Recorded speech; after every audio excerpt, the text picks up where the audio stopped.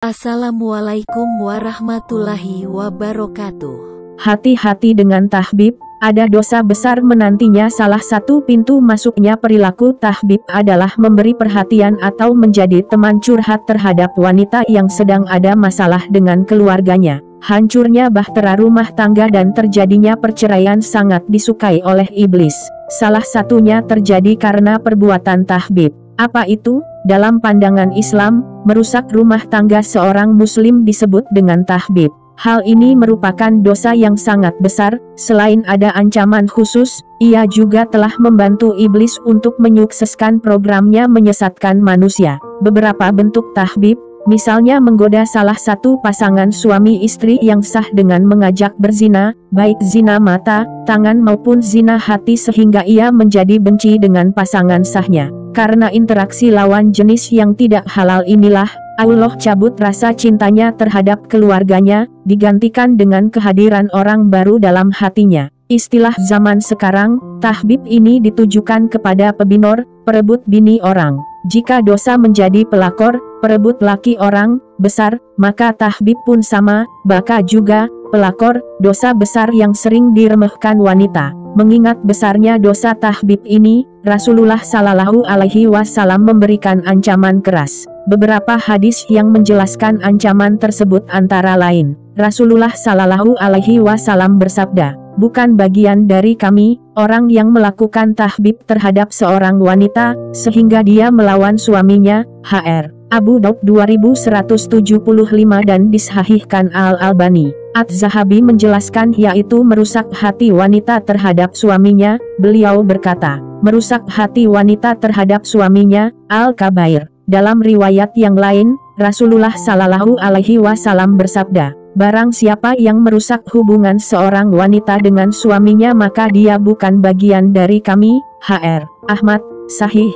Yang juga termasuk tahbib adalah ketika seseorang memberikan perhatian, empati, menjadi teman curhat, curahan hati, terhadap wanita yang sedang ada masalah dengan keluarganya. Di era saat ini, kemungkinan itu sangat terbuka melalui media sosial, medsos, seperti WhatsApp, atau inbox sosial media. Imam Ibnul Qayyim menjelaskan, 2.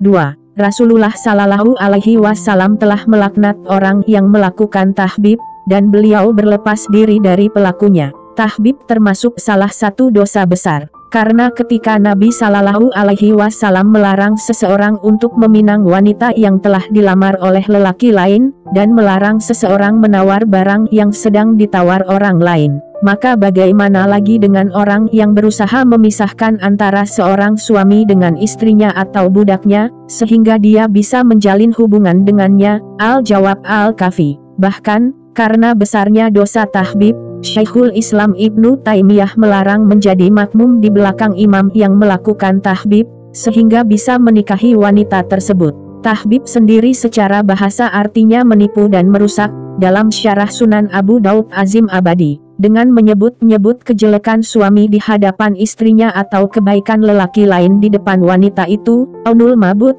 6:159. Di bagian lain, beliau juga menyebutkan, siapa yang melakukan tahbib terhadap istri seseorang maknanya adalah siapa yang menipu wanita itu, merusak keluarganya atau memotivasinya agar cerai dengan suaminya, agar dia bisa menikah dengannya atau menikah dengan lelaki lain atau cara yang lainnya. Aunul Mabud 14/52. Memahami hal ini, berhati-hatilah dalam bergaul dengan lawan jenis siapapun dia. Bisa jadi pada awalnya seseorang memiliki niat baik, niat saling menolong, niat merasa kasihan, perlu ada teman untuk berbagi. Awalnya semua beralasan berniat baik, saling mengingatkan dan menasehati.